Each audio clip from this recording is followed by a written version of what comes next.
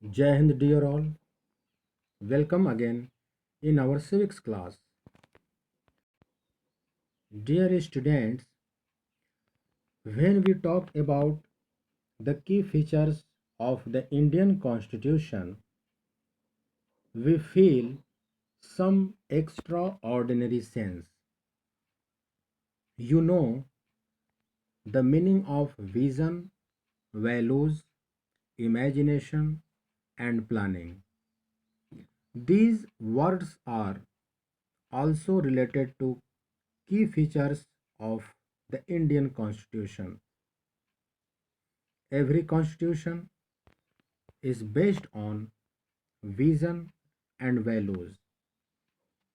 We can mention it as a dream for the country through vision and values. The long experience of British rule convinced Indians that free India should be a democracy in which everyone should be treated equally and be allowed to participate in government. While reading the key features of the Constitution, you should pay attention about this glossary. Indian National Movement. In this movement, thousands of men and women came together to fight against British rule. Means a struggle for independence from British rule. Next, Constituent Assembly. A Constituent Assembly is an assembly of elected members which is assembled for the purpose of drafting a constitution.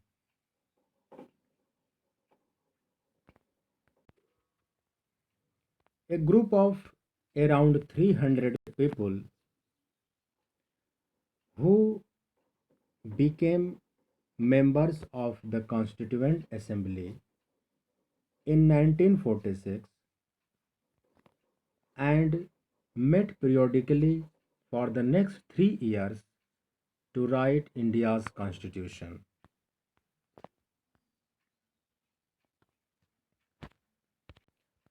Next, distinct cultures. Distinct cultures means different customs, ideas, and beliefs. Considerable turmoil. Considerable turmoil means a situation of confusion, disturbance caused by difficult decisions. Grappling with. Grappling with means try to control, to make balance for important concerns or issues.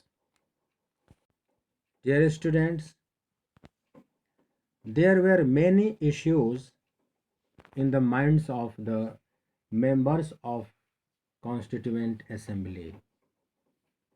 Issues of diversity, unity, social economic reforms were discussed in detail, and there was a sincere effort to reach an agreement through consensus regarding these issues. This sincere effort and commitment have been listed as the key features of the Indian Constitution. Now let's discuss one by one. Federalism. Federalism means unionism or republicanism. We can define it. Federalism is a type of government in which the power is divided among the central government, state government, and other governmental units. This refers to the existence of more than one level of government in the country. In our country, we have governments at the state level, at the central level, and Panchayati Raj is the third tier or level of government. These different levels of government govern the same citizens and use their powers independent of the other on certain issues. Subjects of national concern require that all states follow the laws of the central government. When we talk about the significance of federalism, we find that federalism ensures the balance of power between different units of a government. All persons in India are governed by laws and policies made by each of these levels of government. The next important key feature is parliamentary form of government. Parliamentary form of government. Dear all, when we talk about the parliamentary form of government, this system is clearly indicates that India is a democracy and the people of India elect their governments at the center, at the state, and local levels by the system of universal adult suffrage. You can see this photo. This shows people standing in line to cast their votes.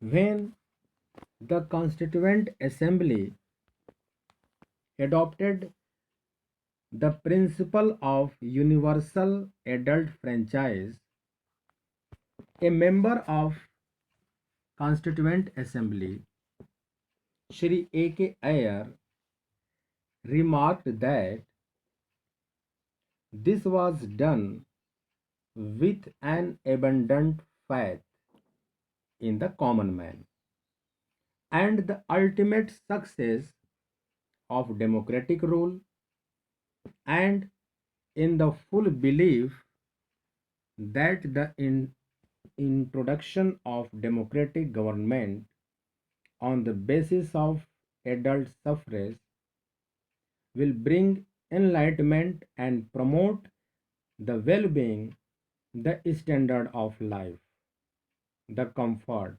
and the decent living of the common man.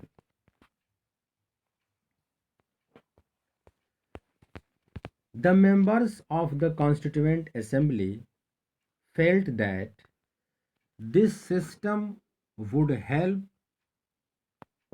encourage a democratic mindset and break the clutches of traditional caste, class, and gender hierarchies. And this is also a significance of parliamentary form of government. Another key feature is separation of power. It will be discussed in next part. Thank you.